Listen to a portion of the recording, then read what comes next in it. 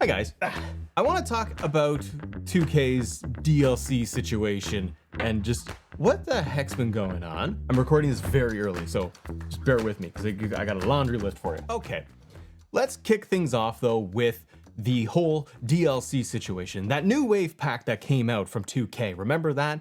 There was a whole mystery question of who was going to be the fifth man, brother, and all the rumors and reporting and speculation online was that it was going to be Travis Scott, and that did not work out very well, did it? We haven't seen Travis Scott on WWE TV. And by all accounts, that did not work out for him so very much. We saw Travis Scott walk his way down from Elimination Chamber with the final boss, and he got involved there. He had the hardcore title, and then he made it all the way to WrestleMania. He got involved in the main event. He made his slow walk all the way down there, and then he just slow walked his way right out of WWE. So 2K was apparently going to have Travis Scott as that character in the new Wave Pack DLC that never really came out, did it? So we've been wondering what they're gonna do. Well, finally we know what they're gonna do. They're gonna give us El Grande Americano. I got some thoughts on that. Plus, we're gonna be going through a bunch of other things here from the news, updates, Nintendo Switch, all this other good stuff. So strap in, let's go. Everyone's story is different. For some, it's a symbol of family, of love, honor, connection,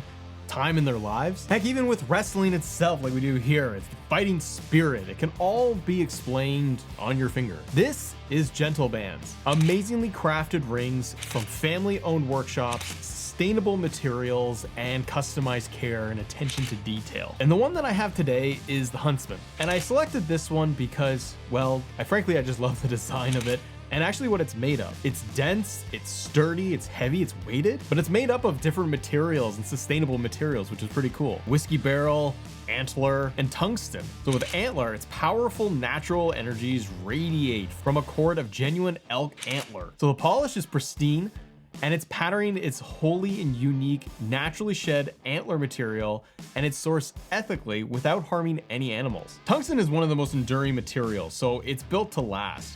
And then kind of my favorite part of this is going to actually be the whiskey barrel that's in here. No, it does not smell like whiskey. That's too much. But what's really cool about Gentle Bands is that they will partner with distilleries. So they will actually recycle the authentic whiskey barrels and they embed them into the ring. So one of the reasons why I'm happy to partner with Gentle Bands is the craftsmanship, the attention to detail, locally sourced workshops, and sustainable materials. So they customize everything the way you want. So if it's more casual wear, if it's for special events, meanings, something that's important to you, Gentle Bands has you covered. And as we showcase some of the different offerings that they have on their website, comment below what you guys like. What style do you like? I'll throw a picture on screen, but I actually got this one engraved with Assemble on the inside. And that's something that's awesome about Gentle Bands is that they offer free engraving service. So there's free engraving, they have free return, and they have free lifetime replacement on the ring. Check it out, get yours today. You won't be disappointed. Thank you so much to Gentle Bands for supporting the channel. Now back to the video. So the first DLC update. 2K put out a whole press release thingy, well, press release, but they tweeted things out and wrote words, and they said El Grande Americano will replace the new Wave Pack's celebrity guest. And I thought, on paper, that's a lot to unpack here.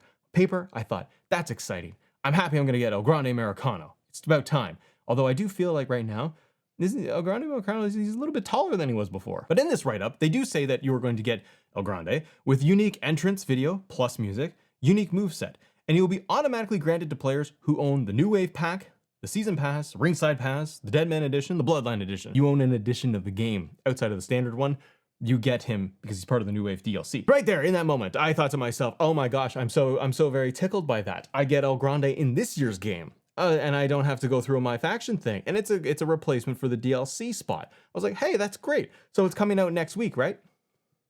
Right? No. They put in there that he will be added to the roster in September with the little salute emoji. And I do not salute you back, sir. I don't like that. I don't think, what about you? I don't think that was the right move. And I feel like that's so late in the game cycle. We're coming to the end. Like, it already feels like the end is near, but we are way deep into the video game that September, there's 2 DLC packs left at that point. And this is supposed to replace and account for the first piece of DLC, the new Wave Pack. And here's the thing I want to unpack though a little bit is how difficult is it to create El Grande Americano? I ask you. I am no game developer, nor do I know anything about how that works, how complicated it is. However, you're putting in Chad Gable with the reskin. I'm just saying. So here's another thing. You got the El Grande Americano. That mask is in the island. So when you go in there and you're fighting Wyatts and all that, I don't know what goes on in the island anymore. Like, I haven't been in there since day one. You go in there and you could go through missions and you could unlock and buy the El Grande Americano mask. So some of the assets are already in there. Top of that, you're telling me that he's getting the unique moveset.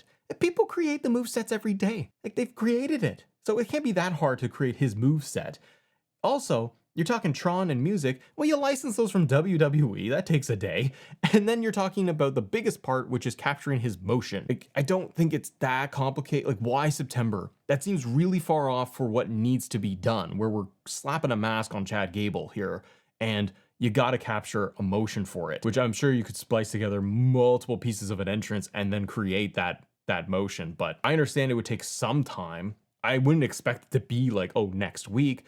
However, if this thing with Travis Scott wasn't working out and they knew it wasn't, how long have they known that this wasn't going to be added as part of the DLC? Maybe a little while. September is just so far away. So I don't think it's good customer value. That's usually my biggest thing here, is how is it going to be for the players? The people that spent a lot of money on the video game, that bought the DLC, that paid for the season pass, are not getting the thing that was advertised. It was a mystery thing that was advertised, yes, but that DLC dropped and you were missing something from it. And then it was no word about it. And then now it's going to be El Grande Americano. Part of me feels like this was also my faction play that they pivoted. That's just my theory. I have no idea. But it feels like because certain assets and pieces were already into the game, like in the island, I feel like somewhere around September, October, they may have released El Grande Americano in my faction, like World Tour, and you unlock him as a persona. And maybe they were doing that and they were just pivoting him into the DLC and say, okay, let's just reverse that. I'm glad. Number one, I am glad. Like, we'll stay positive here, because I like to talk about the good things too, and we'll point out the bad things. The good thing is that we're gonna get him, and we're not gonna get him in the next year's game. So that's good. And you're getting a replacement for the DLC. That's ultimately good news. Is it too late? 100%. Could they have done something different? In my eyes, yes. I think you could have done many things. And I'm not asking for the world. I'm not asking for them to turn around and be like, okay, you didn't get one character. Here's a brand new match type that we're going to create for you guys or add into the game, or we're going to drop 5 superstars for free. I understand the logistics of it to an extent of, like, it's kind of difficult to just throw new content in the game. However, maybe have different options and stuff that you could have released sooner. Like, off the top of my head, just as a fan, why couldn't you just put Goldberg in the game? Goldberg just had his retirement match. You added the Saturday Night's Main Event arena, so that's cool. So why didn't you just put Goldberg in there if this New Wave DLC was not going to work out? You have Goldberg from previous years. Just use that model and release it. Maybe it's not that simple as pressing a button and just say, okay, insert Goldberg into the game. But he's been in the game in the past. His model looks always fantastic. Just use the one from whatever, 2K23 or whenever his last appearance was. And if you release Goldberg in September, he could have been added into like the Attitude Era pack. It would have made sense because he was part of the Attitude Era. Nikki Bella is another one. She just came off Evolution. She's on Raw. She's having matches right now. Nikki Bella has been in the previous games recently. I'm saying that models that have already kind of been recycled in the video game under 2K, maybe you could have leveraged them? I don't know. Maybe that's too complicated because maybe it's dealing with contracts of WWE and how all that works. Don't know. But just as a wrestling fan and someone who plays the video game, I kind of feel like you could have done maybe those two, and they were rumored for a while. Maybe we will still get them. You never know. Other names that have popped up, Aleister Black, Rey Fenix. I believe there was like assets and stuff online for Aleister Black, like it was being teased, like, okay, he's getting added into the game. I would love it if those two came into the game. I see that as very much a long shot, because why add them now in this year's, regardless of the DLC issue that we have right now? Why add those two in this year when they got signed later on in the year and they could save them for DLC next year? Like, that just from me, I'm like, why would you drop those now when you have the opportunity to advertise and push it out for next year's game as a big hook of, we got Penta coming this year, you get Rey Fenix in next year's game. You know what I mean? Same with Aleister Black. You want to round out those DLCs because they don't change the DLC model. Would it have been cool if they add that in? Absolutely. The other piece that has been kind of a bummer is the WrestleMania 41 pack. So we've had half of this pack released. I guess you can call it half, but we've had the WrestleMania 41 arenas. They look great day and night.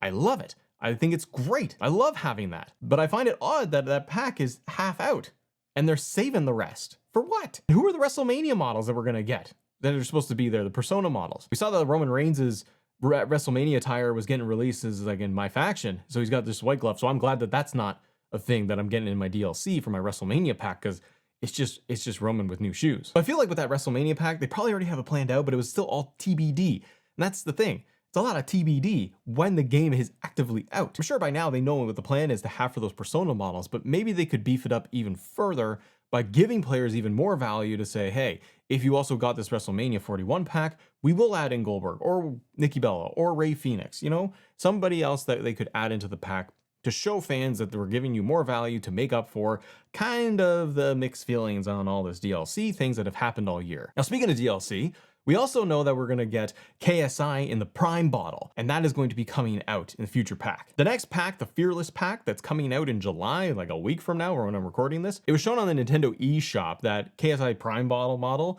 that is going to be the next character. So comment below, what do you think of KSI being in there as that next DLC character celebrity guest? Now, you do get Bull Nakano, Jordan Grace, KSI, New Jack, and Penta. Now, I love that pack because I'm getting a little bit old and I'm getting a little bit of new and current superstars. Jordan Grace, I'm excited to be able to play as her. And I believe there was reports going on that New Jack is going to have 2 entrances. If it was Brian Williams, and he was quoted as saying something to the effect of, New Jack's 2 entrances, one will be more of the hardcore entrance and one will be a standard entrance. So they're tinkering with the entrance motions for this.